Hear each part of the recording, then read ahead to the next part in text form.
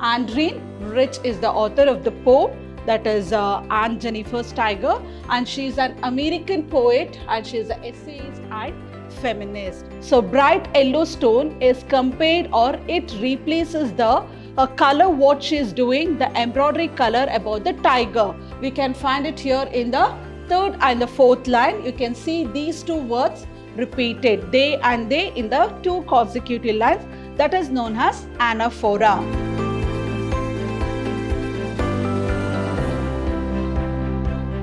Hello everyone, a warm welcome to your Prep School English class. I'm Babita Tamaya, your Prep School English teacher.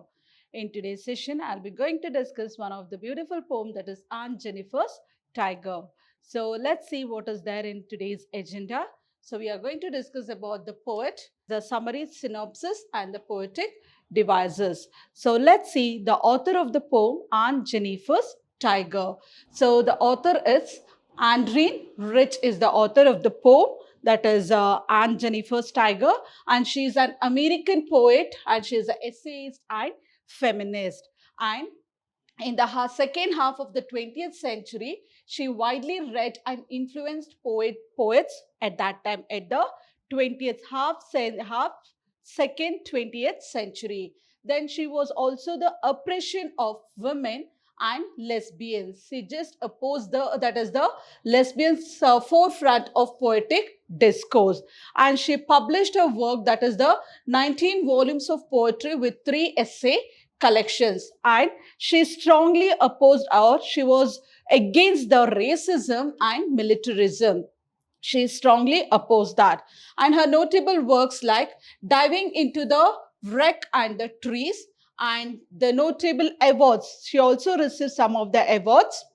One is the National Book Award, Bolligian Prize, Griffin Poetry Prize. These are the few awards or the notable awards received for her English literature. This is a short note about the author, the Andreen Rich. Let's see about the poetry. What is the poem all about? Aunt Jennifer's Tiger.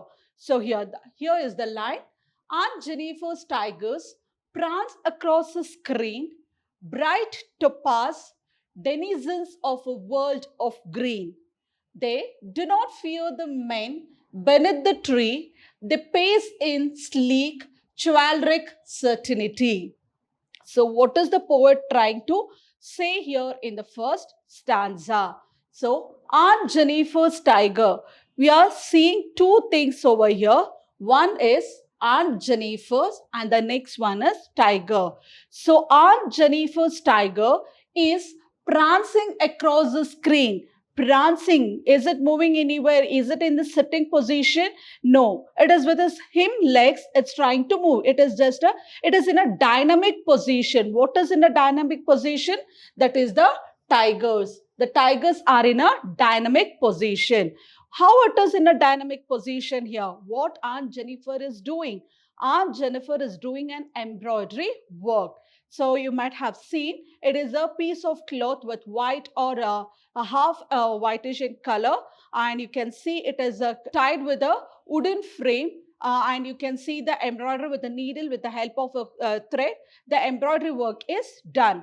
So she's embroidering the work, and what is the work she's doing? She's embroidering the tiger over there in her work.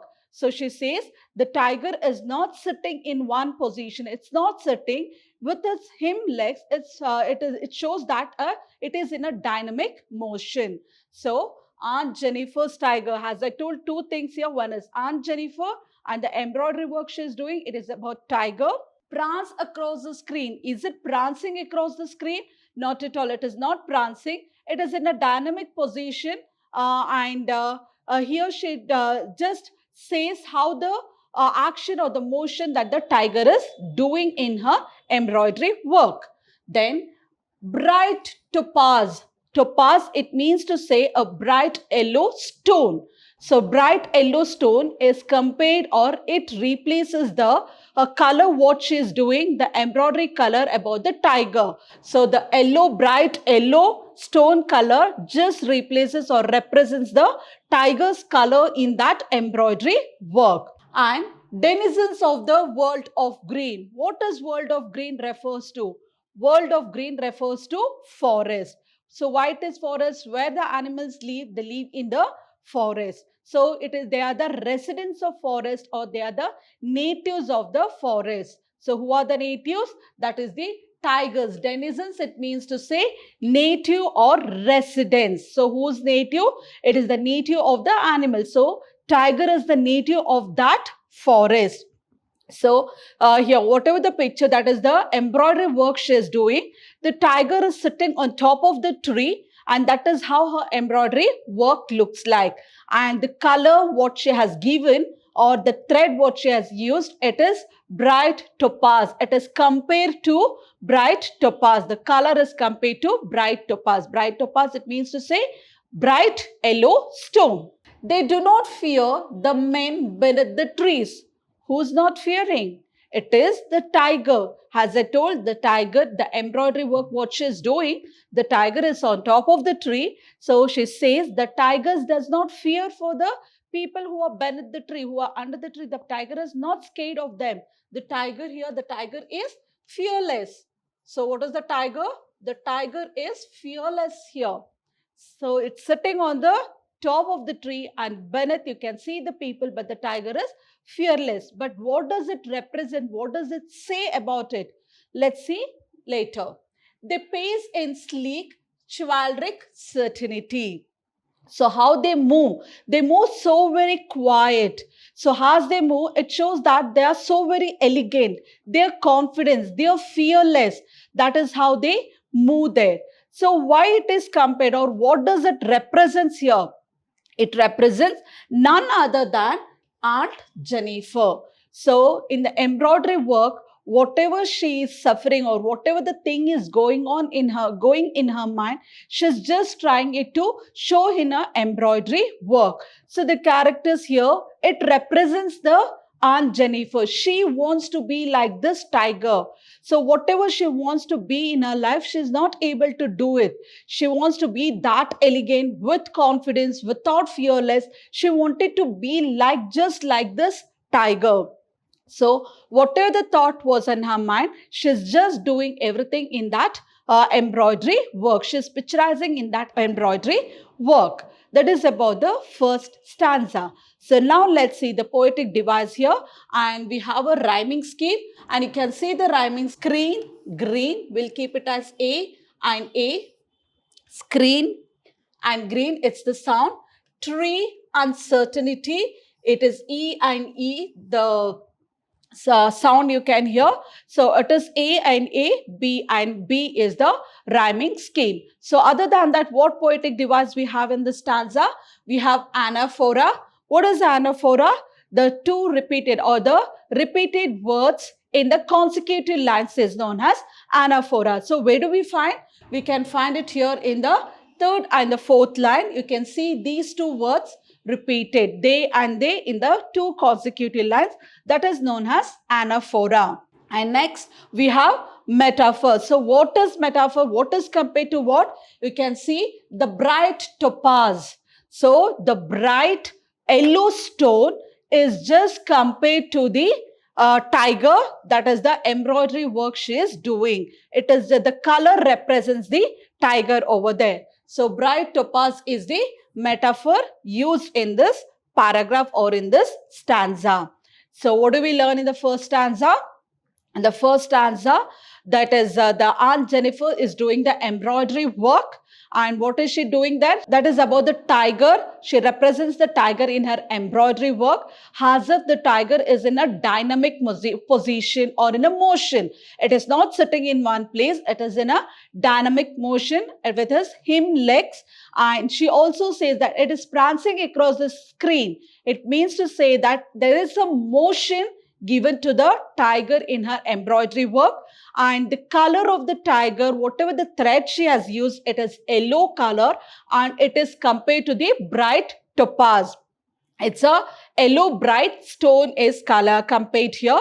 And she also says that they live in the, or they are the natives of the forest. Who the animal, that is the tiger, is the native or the residents of that wild forest or the green forest. And she also says that they do not fear, because the tigers, the picture what she has drawn or the embroidery work what she is doing, as if the tiger is on top of the tree, and the tiger is not feared about the people, those who are beneath the tree. They doesn't even have any kind of a fear, and this leaks so very silently with so much of confidence and with so much of elegance. And here the tigers looks like they are fearless. So the same thing here, Aunt Jennifer wants to be like a tiger. She wants to be a confident with elegance, and without getting disturbed. She want to be that fearless woman. That is whatever she wants to be, she's just expressing her feelings with that embroidery work. That is what we learn in the first stanza. Moving on to the second one. Aunt Jennifer's fingers fluttering through her wool find even the ivory needle hard to pull. The massive weight of Uncle's wedding band sits heavily upon Aunt Jennifer's hand. So, in the second stanza, you can see referring to Aunt Jennifer's. Aunt Jennifer's hands are fluttering, the fingers are fluttering. Why the fingers are fluttering? Her hands are shivering or shaking. Why? It shows her weakness. She's so very weak in herself. So when she's trying to do that embroidery work, it feels that she's so weak. She don't have that strength to pull that needle. So what is she doing? She is just trying to do the embroidery work as she's doing. Her hands are shaking through the wool, through her wool. Even the ivory needle, the needle what she is using to do the embroidery work, so she don't even have so much of strength or grip to pull the needle. That is what she says. Is it the needle so very weight, so very heavy? Not at all, isn't it? But she is not able to put the needle and pull it out to make that embroidery. See, it means to say that she is so very weak. She don't have that grip, that strength over there. So ivory needle hard to pull. So the needle, it's very hard to pull for her. The massive weight of Uncle's wedding band. So is it that the ring what she's wearing, the diamond, it might be a diamond ring or whatever it is. Was it so very weight that she was not able to put the needle, that is the ivory needle, and pull it out? Was it that? Not at all. So what was the massive weight here? It means to say that she is burdened. So she is burdened of what? She is burdened of Uncle's wedding. So who is Uncle here? Uncle is the person whom she got married. He is addressed as Uncle in this stanza. So she is overburdened with the marriage of, or with the wedding band. So what is she burdened? She is burdened with the wedding band.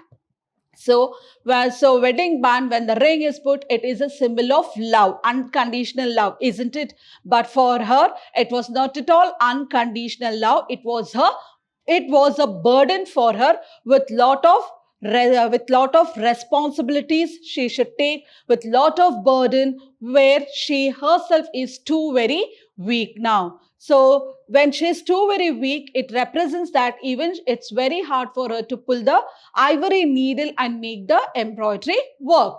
Sits heavily upon Aunt Jennifer's hand. So what is sitting heavily on her? It is the wedding band. The burden is sitting on her hand. So the ring, what is she wearing? It is like the band what she has tied up, that is the wedding, is burden. She sits with that burden, that is Aunt Jennifer's hand. So with lot of responsibility, take care of everything, and she's overburdened with the family. So she have to do all the things, all work, everything is burden her, where she herself is too very weak. She don't have that strength, and even her hands doesn't have any grip or strength to pull that needle and do the embroidery work. So let's see the poetic device of this poem as well as the rhyming scheme. We have the rhyming scheme, that is wool, pull, band, hand. These are the rhyming schemes. So in the first stanza also it was A and A, B, B. Here also it's same thing, A, B, B is the rhyming scheme. Other than that, what do we have here? The next poetic device is alliteration. Where is alliteration? You can see fingers fluttering, F and F, that is two consonant letters used in a same line, so it is alliteration. And then we have personification. Why it is personification, or what is personification? Ring sits. You can see here, that is sits heavily. The ring sits heavily. Why it is ring sits heavily? What is here mentioned, or what is personified here? The poet Aunt Jennifer says that the band what she's wearing, it is a burden. So here the ring can't sit anywhere, but it has got some human qualities.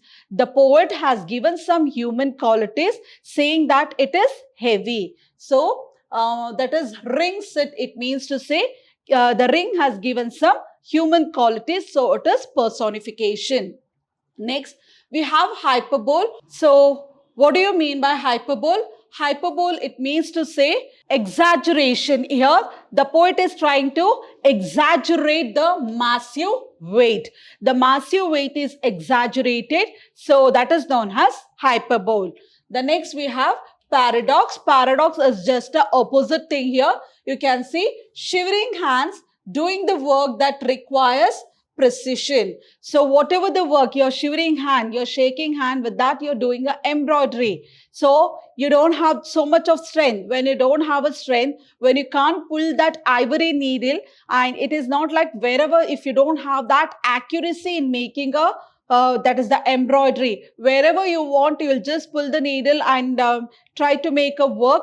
The embroidery doesn't come look, or it doesn't look like a tiger. It might be looking like an amoeba. So there is the accuracy. You should have that accuracy on the strength and the grip. And here the poet, or the Aunt Jennifer, is so very weak. So it is, that is paradox. It means to say opposite to each other. So one thing, one way she's trying to do the embroidery work. Other way, she's too very weak, where she can't even pull the needle and make a work, or the tiger over there. That is what the opposite. So it is paradox. So moving on to the next stanza. When aunt is dead, her terrified hands will be still ringed with ordeals she was mastered by. The tigers in the panel that she made will go on prancing proud and unafraid. So in the first two stanza, you could see that it was mentioned, or it was named as Aunt Jennifer. But when it comes to the third stanza, it is only aunt. It's mentioned as aunt. Maybe any of the aunt, whoever it is, we don't know whether it is Aunt Jennifer, she herself. There are n numbers of people over there. So you can call someone as an aunt, but here you see even her high identity is not there. Her identity was Aunt Jennifer, but once she is dead, when aunt is dead, that is Aunt Jennifer is dead, her terrified hands will lie. So after her death also, she is not coming out of that burden. Still the ring, it's in her hand. Even now she is into that burdened life itself. Still ringed with ordeals she was mastered by. So whatever the ring was put, that is the wedding ring. As I told, it means the unconditional love, but she never had that unconditional love. Even after her death, the ring is inside her fingers, and even now she is not peaceful at all. She is burdened after her death also. The tigers in the panel that she made, the tigers, the embroidery work that she made, they will go on prancing, proud and unafraid. But here she was afraid, she did not have strength, but the work, what she was doing, in that work, she was so very proud that the tigers were not afraid. They were unafraid of the fact. They were fearless. They could do anything in their life, but here that is Aunt Jennifer could not do what she wanted to do in her life, but the animals could do here. they had their own wish, and they could be so very fearless, with elegant, with confidence. But she could not do that. So she says, if I'm dead, but the work, whatever she has done, the animal, that is the tiger, is very proud, and the tiger is unafraid when you look the work, that the embroidery work done by Aunt Jennifer. So there is the identity here for the tiger, but when it comes to her, she doesn't have any identity. So the last stanza, when you see, Jennifer itself is not there, it is only mentioned as aunt. That is the third stanza. We'll see the rhyming schemes here. Lie, by, which it goes with a sound. Lie, e, by, e. Made, afraid, it is B and B. This is the rhyming scheme or the poetic device used in this stanza. Next, we have alliteration. Alliteration is prancing, proud.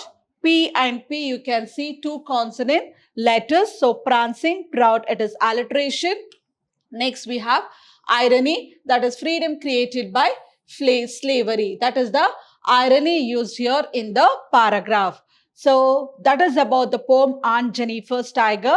So she wanted to be like a tiger with so much of confidence, elegance, without fear.